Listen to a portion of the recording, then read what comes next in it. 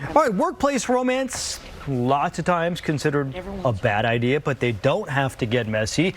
This morning, we're getting a few etiquette tips on that. Courtney is joined by an expert who is sharing some tips ahead of Valentine's Day. We're tickled by it. It doesn't have to get messy, right? Because we've got Rosalinda Randall, our etiquette expert here.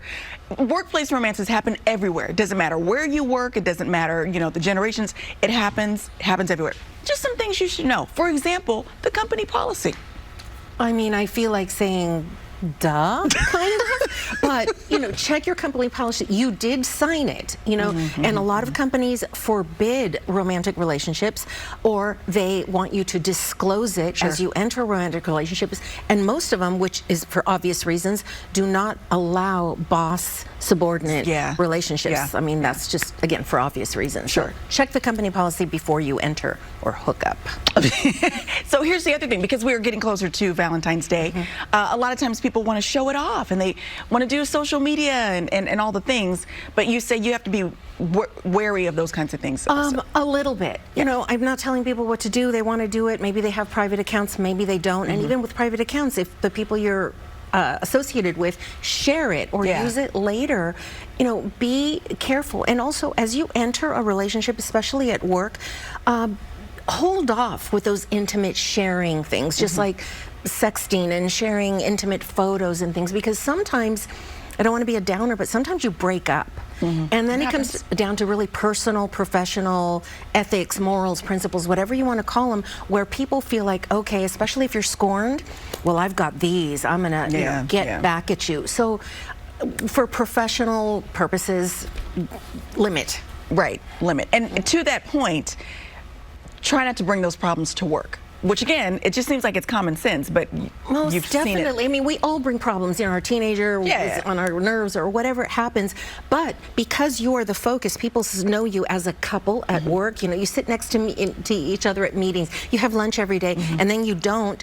There's going to be talk. You're just in front of everyone. So try from the very beginning, maybe to say, once we enter the building, is it more of a professional relationship? You don't want to get caught making out, in the elevator or anything.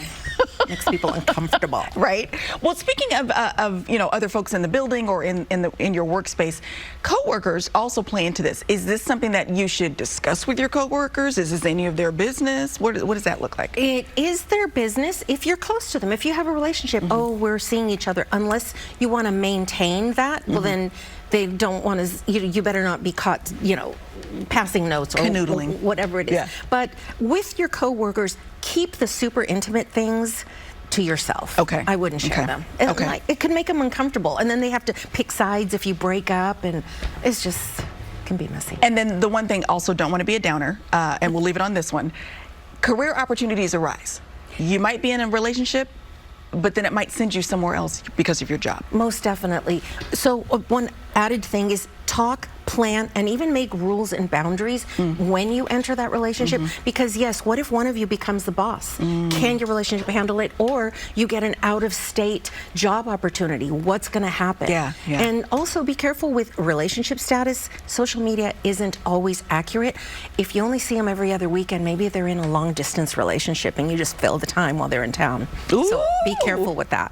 Filling the time. All right. Well, she is Rosalinda Randall, the author of Don't Burp in the Boardroom and several other books as well. We're going to link all the details to our website, gooddaysacramento.com, under show info and today's date. Talk it out, baby sprouts. We got more Good Day coming up on the other side of this break.